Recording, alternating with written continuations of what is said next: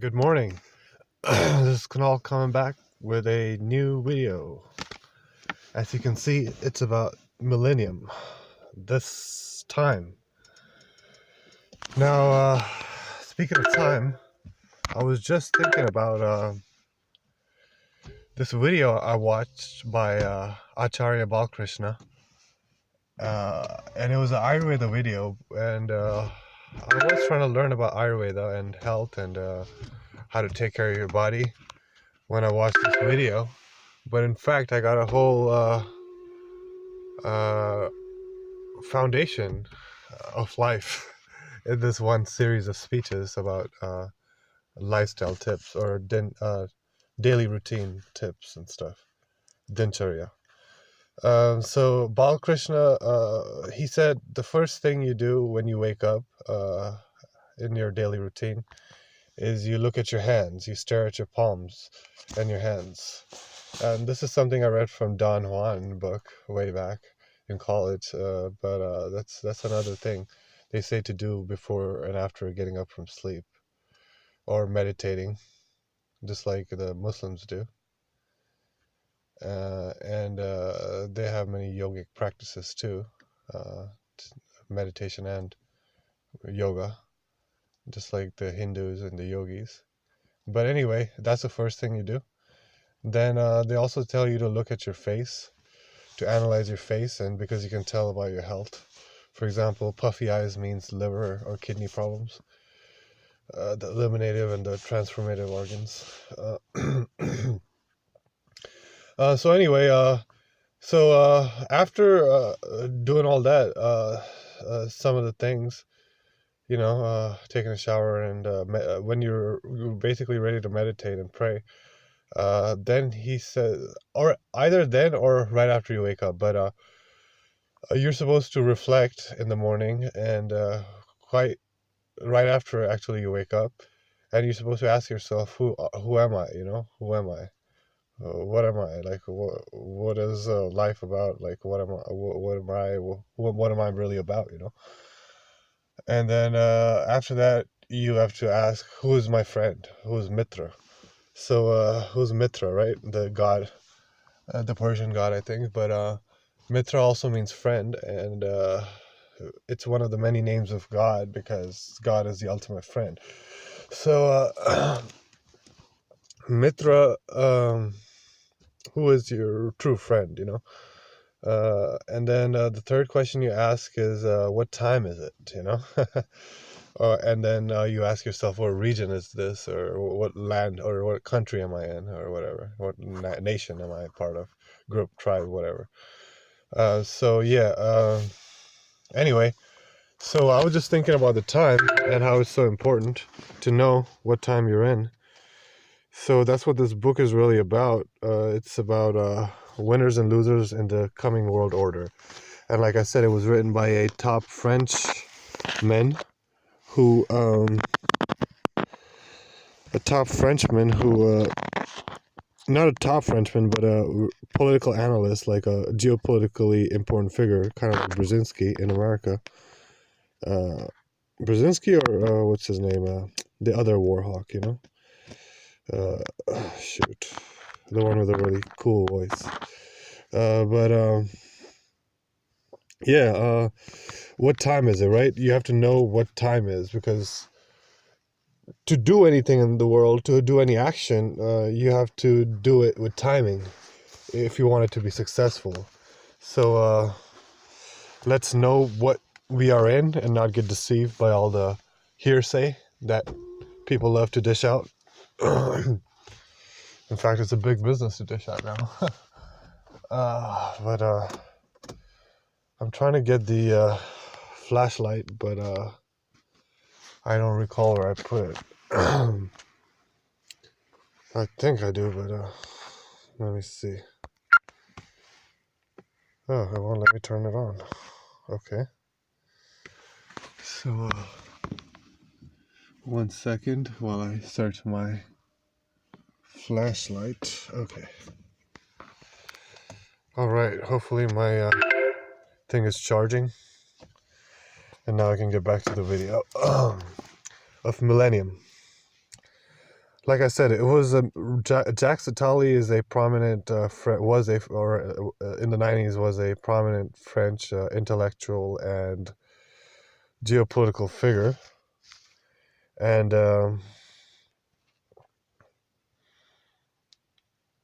it's an interesting comment that I heard from Alan Watt of Cutting Through the Matrix, that to really understand what's going on in a certain place, in a certain area, certain new environment, or yeah, a certain environment, to understand, really, to see really what is really taking place, because as we know, the world is Maya, or an illusion for the vast majority of the people, Plato's cave.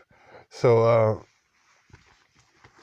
since the world is an illusion for most people, I mean, there are some people, they're called seers and sages and prophets and men of light, who can see the nature of reality more so than other people. And when we hear their words, we feel marvel and amazement and awe and all that wonder. So he was one of those guys, basically. He was charged with guiding the president of the country, a very influential person. So you can see that he would know what's going on in the world. But more important than that, like I was saying, to really see what's going on in a certain place, you have to be a foreigner to that place. You have to come from outside the place. You have to be like an alien to that place. And when you come in, and whoa, things are a little different, and you're already on your guard because it's a new environment. So your observational capacity is to the maximum, and therefore, you know, foreigners and French people in general, especially, I guess, Statue of Liberty and all that, tend to know so much about American culture and geopolitics and politics and all that. And like I posted on my Facebook a lot, those people like Montaigne and Alexis de Tocqueville, they understood so much about what's going on in America today, what's supposed to be just happening today in the last 20 years or something. They understood that so well back then, like in the 1880s, these quotes, So anyhow, or even the founding fathers, really, if you really think about what they said. But let's see, how much battery do I have? 37. Right on. All right, I'm going to switch the view now so we can read. So last where I left off, we were talking about the societies and the different ways of living, so to speak. And I can't believe I'm such a klutz that I misplaced my freaking thing again. Okay, there it is. I just got tired of holding it. Oh my god. There goes the refresh button. The three ways of controlling violence defined in order. All right. So I already talked about the three orders.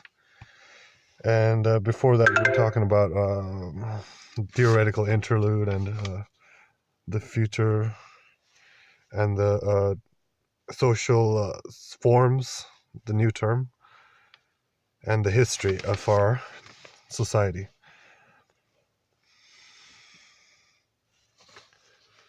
So now we come to the part where he's talking about the three orders, which are chronologically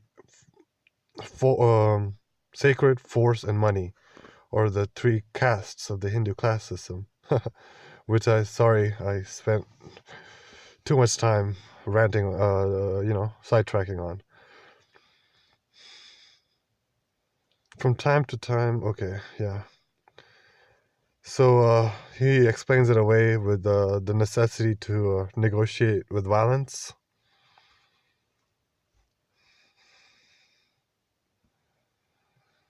So religion, political, economic. 10 years ago, people lived in small, scattered groups. Myths organized the social order. Individual, flesh and blood human being, elevated above the others, endowed with special powers. Chief, for example, is a priest, right? And everything is in relation to the sacred based on these myths. Nature and objects are respected. Um, one lives by consuming lives, or so yeah, it's all a transfer of energy, which is understood and respected. Um, Beginning 4,000 years ago, due to agricultural and demographic necessity, villages joined together in Babylonia, in Egypt, in China, in India, Japan, America, Africa. The order of force emerged to supplement the sacred as a way of channeling rivalries and mediating competing desires. The policeman took over the rule of the priest to separate and punish deviants, the marginal, the new scapegoats. All right, so the policeman took over from the force, the priest and his army, his little soldier group or his tribe, basically. But anyway, the order first emerged to supplant the sacred. Okay, so he's saying first it used to be the sacred, the tribal way supposedly, and then it was a village sedentary lifestyle, I guess, or maybe not. But village life. Oh, sorry, no, village life. Village people joined together. So villages joined together. So it was like cities were formed, I guess, and that's what he's talking about with all these civilizations. Like we heard about the Harappan civilization and Hindustan, or the the Chinese rivers civilization, and the American Incas and Mayas and so forth. And of course, Babylonia, the Sumer. But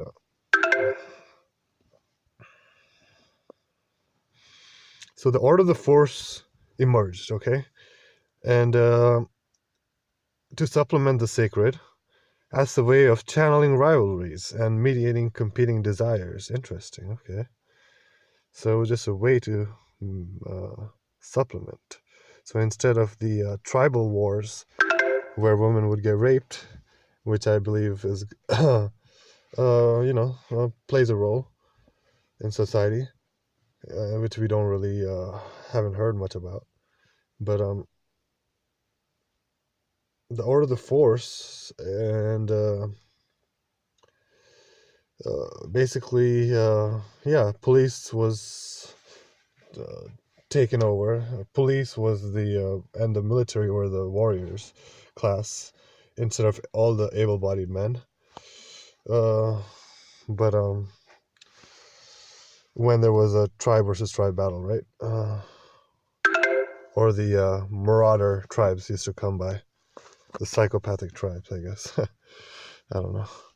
But wow. Now my battery just had to die out. Oh my. Shoot. Lovely. Okay. So I guess I'll finish up on the villages then.